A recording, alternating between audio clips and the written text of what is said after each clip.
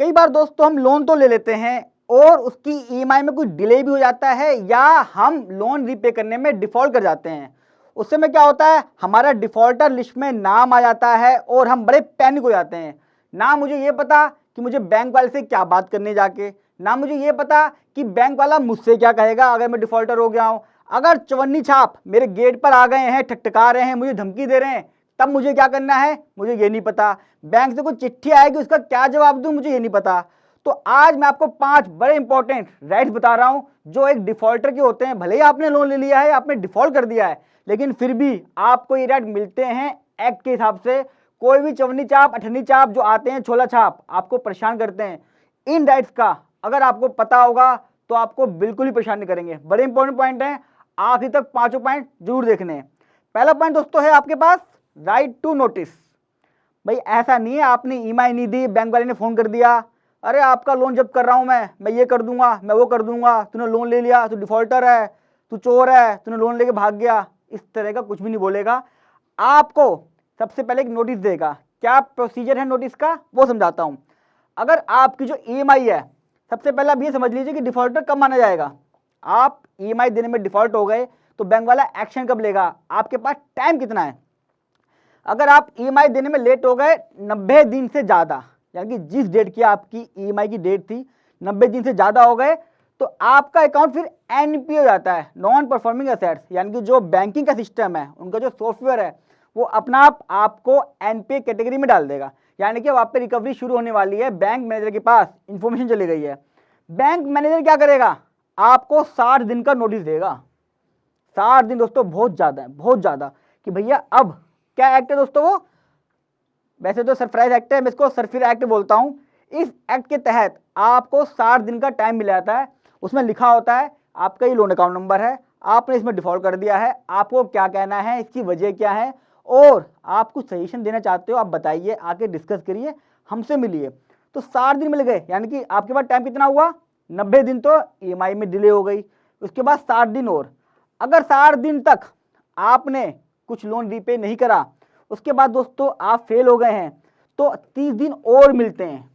30 दिन किस लिए मिलते हैं, भैया आपकी जो प्रॉपर्टी थी, जो भी आपने लोन लिया हुआ है, बिजनेस लोन लिया है, गारंटी दी है, तो 30 दिन नोटिस और दिया जाता है आपकी प्रॉपर्टी को सेल करने के लिए, जो भी आपने मॉर्गेज करी है।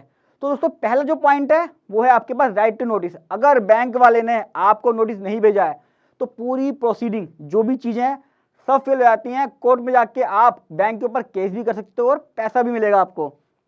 पहला पॉइंट ध्यान रखना है राइट टू नोटिस का। बैंक में हमेशा ध्यान रखिए आपके पास एक प्रॉपर एड्रेस वहां पे रजिस्टर होना चाहिए, वो आपको जो नोटिस भेजेगा, अगर नोटिस नहीं भेजेगा तो डिफॉल्टर में आ जाएगा। अगला है दोस्तों राइट टू बी हर्ड, यानी कि आपकी सुनवाई होगी। ऐसा नहीं है आप बैंक वाले ने आपको लोन दिया है तो आप उसके तो नहीं क्या बन गया, हमारा दामाद बन गया, हमारी शादी हो गई बैंक से।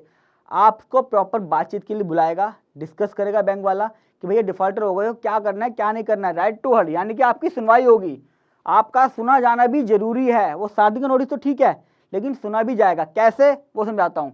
60 दिन का आपको नोटिस देगा बैंक वाला कि भैया है, आप क्या करोगे, अपना ऑब्जेक्शन रेज करोगे। ऑब्जेक्शन उसमें लिखा होगा डिफॉल्टर है ये, आप बताओगे कि भैया इस वजह से मैं ईएमआई नहीं दे पाया, तूने इंटरेस्ट फालतू लगा दिया, तूने कई सारी पेनल्टियां लगा रखी हैं, तूने मोटोरियम पीरियड नहीं दिया।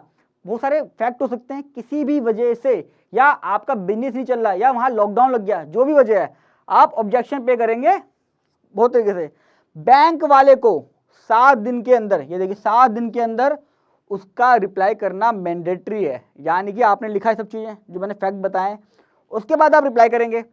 अगर आपका वैलिड रीजन हुआ, या तो वो एक्सेप्ट करेगा या डिनाई करेगा, यानी कि मतलब ओके मान जाएगा, हाँ भाई आप जो लिख रहे हो ठीक लिख रहे हो, या आपको मना कर देगा। डिनाई मतलब मना करना कि भैया आपकी एप्लीकेशन को मैं सुन नहीं रहा हूँ, इसमें जो फैक्ट लिखे हैं उनको बिल्कुल नहीं मान रहा हूँ।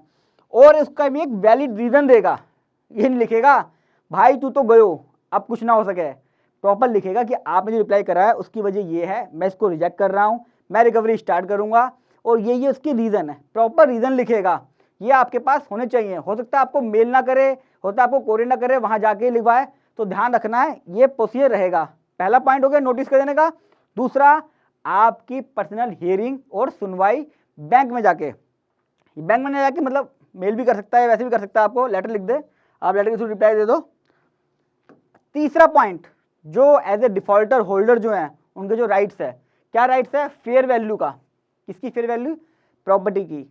आपने एक लोन लिया था, उसके लिए एक प्रॉपर्टी मॉर्गेज रखी, 1 करोड़ की प्रॉपर्टी है, आप डिफॉल्ट हो गए, 90 दिन हो गए, 60 दिन भी निकल गए, कुछ नहीं कर पाए, बैंक वाले ने नोटिस निकाल दिया कि भैया प्रॉपर्टी को बेचो। तो ऐसा नहीं है, आपसे कुछ बात नहीं करी, कुछ नहीं करा, अखबार में नोटिस निकाल दिया, प्रॉपर्टी बिक गई, आपको कुछ नहीं पता। होता क्या दोस्तों, जब ये सब चीज़ें होती है ना, हम चौनी चाप अठीन चाप जो आते हैं, वो लोग एजेंट वगैरह आते हैं, हम पैनिक हो जाते हैं, हम कहते हैं क्या करें क्या करें, क्यों? हमें अपने राइट्स का पता नहीं है। तो पहला राइट देख लीजिए, फेयर वैल्यू जो हम निकालते हैं उसका क्या राइट है? 30 दिन और मिलते हैं, यानी कि मैंने बताया ना शुरुआत में, 90 दिन, 60 दिन और 30 दिन और वो पब्लिश करते हैं अखबार में बैंक वाले कि ये बंदा डिफॉल्टर हो गया है, इसकी इतनी प्रॉपर्टी है, ये सब चीज़ करनी है। क्या सिस्टम है समझ लीजिए, 30 दिन में नोटिस देगा, साथ में नोटिस के साथ साथ हमारे पास यानी कि जो भी लोन डिफॉल्टर है उसके पास एक कॉपी जाती है जिसमें प्रॉपर्टी की वैल्यू है। बैंक वाले उस प्रॉपर्टी की वैल्यूएशन कराते हैं। मान लीजिए आपको लगता है कि मेरी प्रॉपर्टी की वैल्यू जो मैंने मॉर्गेज रखी थी वो आ रही है 2 करोड़ 40 लाख रुपए, और बैंक वाले का लेटर आया है कि प्रॉपर्टी का वैल्यूएशन के साथ, नोटिस के साथ, कि भैया आपकी जो वैल्यू आ रही है वो 2 करोड़ नहीं 1 करोड़ 80 लाख आ रही है, 2 करोड़ आ रही है, जो भी 240 से कम आ रही है। आप दोस्तों एक ऑब्जेक्शन फाइल करोगे बैंक में, आप बोलोगे कि भैया इसको रीवैल्यूएशन करा, आपकी प्रॉपर्टी की वैल्यू गलत है, मेरे हिसाब से मैंने पता करा है जो सर्कल रेट है वहाँ पे 2 करोड़ 40 लाख की आ रही है, आपकी 2 करोड़ की कैसे आ रही है? यानी कि 40 लाख का फर्क आ गया। अब 40 लाख का फर्क क्यों है? आप इसके लिए राइट कर सकते हो, उसे एप्लीकेशन लिख सकते हो और ऑब्जेक्शन रेज कर सकते हो। सिंपल सा लिखना है कि आपकी वैल्यूएशन गलत है, इसको रिवैल्यू कराइए। बंदा बैंक वाले का ही होगा, आपका बंदा नहीं होगा, लेकिन आपके पास राइट है। तो ध्यान रखिए, जब कभी भी प्रॉपर्टी के इस तरह का आए तो बैंक वाला अपनी मन मर्जी चला नहीं सकता। वो बोलेगा भैया अथॉराइज बंदे से कराया है मैंने, तो इसमें क्या गलती है? अरे कराया तो क्या हो गया, अथॉराइज से कराया, गलती किसी से भी हो सकती है। आपके पास अगर राइट है ऑब्जेक्शन का तो आपको ऑब्जेक्शन रेज करना चाहिए। तीसरा पॉइंट, चौथा पॉइंट बड़ा इंपॉर्टेंट दोस्तों, बैलेंस का। जब डिफॉल्टर हो जाते हैं, नोटिस आते हैं और जो रिकवरी एजेंट घूमते हैं, फ़ोन आते हैं, फेसबुक पे सब पे परेशान करते हैं, पैनिक हो जाते हैं, परेशान हो जाते हैं। हमें ये नहीं पता कि मैंने लोन सिर्फ 50 लाख का लिया था, मेरी जो प्रॉपर्टी है वो 2 करोड़ की प्रॉपर्टी है। अरे उसको किसी तरह तो ठीक है, 50 लाख देना, मैंने लोन लिया है, दूंगा मैं, पर मेरी प्रॉपर्टी का ध्यान तो रखना है। 2 करोड़ की है, 2 करोड़ में से 50 लाख तो ले रहा है, 1.5 करोड़ तो मुझे लेना है ना, तो उसको तो कम से कम फॉलोअप कीजिए, उसकी तो बेकदरी मत कीजिए। तो आपके पास बैलेंस का राइट है, जितना भी सेल आएगा लोन अमाउंट से ऊपर वो आपको देना पड़ेगा बैंक वाले को, यह आपका राइट है उसे क्लेम करने का। जो भी बैलेंस अमाउंट होगा वो आपके अकाउंट में जाएगा, बैंक वाला देगा after recovery of your loan account, interest penalty जो भी है। उसमें भी चेक करना होता है कि भैया कोई फालतू चार्जेस तो लगा रखे, जो भी है क्या बैंक के इंटरेस्ट लेगा और प्रिंसिपल लेगा, कुछ जो छोटा मोटा इंटरेस्ट बनता है लेट का वो ले लेगा। ये नहीं है वो काटने की कोशिश करे, क्या प्रॉपर्टी बिक गई 2.5 करोड़ की, 50 लाख का लोन है, चलो जितना हो सकता है रिकवर कर लो। बैंक वाले की कोशिश हमेशा ही रहती है कि जितना रिकवरी हो जाए, जितना रिकवरी हो जाए उतना अच्छा है, और हमारी कोशिश क्या होनी चाहिए, जितना कम से कम हो, जो मेरा मेन बनता है वो ले ले भैया, मना नहीं है। आखिरी पॉइंट दोस्तों, इसके बाद कुछ मेरी पर्सनल एडवाइस भी है। आपके पास राइट है ट्रीट पोलाइटली। कहने वगैरह मजाक लगता है कि भैया प्यार से बात करो, लेकिन है क्या, बदतमीजी करते हैं। लेकिन इसमें एक ट्रिक बताऊंगा आपको, बड़ी अच्छी ट्रिक है वो। इसमें क्या करना चाहिए आपको, पहले से बताता हूँ कि क्या है। आपके पास राइट है कि वो आपसे बैंक वाला या कोई भी चवन्नी ठन्नी चाप जो आपके पास आ रहा है वो आपसे मिसबिहेव ना करे, ना तो मिस ट्रीट कर सकता है, ना ही आपका हरेसमेंट कर सकता है। दोस्तों जो एजेंट आते हैं उनका पर्पस पता क्या है, अगर पैसा मिलेगा, चेक मिलेगा तो ही उनको पैसा मिलता है। भैया मैं चेक क्यों दूं, अपना किसी भी चीज़ का चेक क्यों दूं? बैंक वाले के पास सारे डॉक्यूमेंट्स ऑलरेडी अवेलेबल हैं, वो आपको ही परेशान करने आते हैं। आप परेशान ना हो, 100 नंबर पे तुरंत फ़ोन मिला दे, घर में फैमिली वाले हैं उनको भी बोल दीजिए कि 100 नंबर पे फ़ोन मिला दें। कोई भी रिकवरी एजेंट आता है उनके पास किसी तरह की कोई पावर नहीं है, किसी तरह की भी, ना ही उनको कोई सैलरी पैसा मिलता है बैंक से, ये बता दूं मैं। उनका पर्पज़ ये है कि अगर मैं जाऊँगा, परेशान करूँगा और EMI का चेक लेके आऊँगा और चेक वहाँ जमा कराऊँगा तो ही उनको कमीशन मिलती है, इसलिए वो आपको परेशान करते हैं। परेशान होने की कोई जरूरत नहीं है, आपकी सब चीज़ सिक्योर है, किसी तरह का राइट नहीं है। पहला पॉइंट जो एक्ट के हिसाब से वो बता रहा हूँ, तो मैं जनरल बताया है, एक्ट के हिसाब से पोलाइटली रिक्वेस्ट करेगा कि भैया आके मिल लो।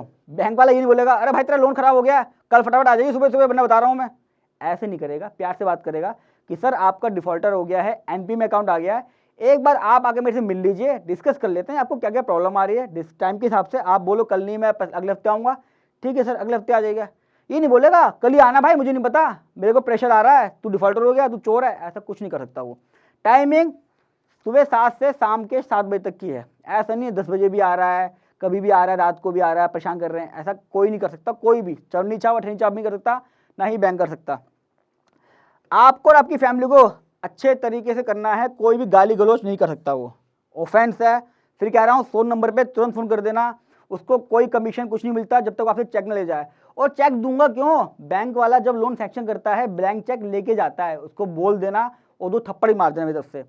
5 पॉइंट दोस्तों बता दिए मैंने आपके जो राइट थे। अब कुछ पॉइंट मैं आपको बताता हूँ, जब आप लोन डिफॉल्ट कर देते हैं तो आप थोड़ा सा उसको कैसे मैनेज कर सकते हैं ताकि आप उस सिचुएशन से निकल कर बाहर आ जाए और अपना बिजनेस भी कर सकें और बैंक वाले से रिलेशन भी खराब ना हो और आपका सिबिल भी खराब ना हो। क्या करना है, मेरी एडवाइस, पहला पॉइंट, आप अपने लोन को बढ़ा सकते हैं, लोन अमाउंट को।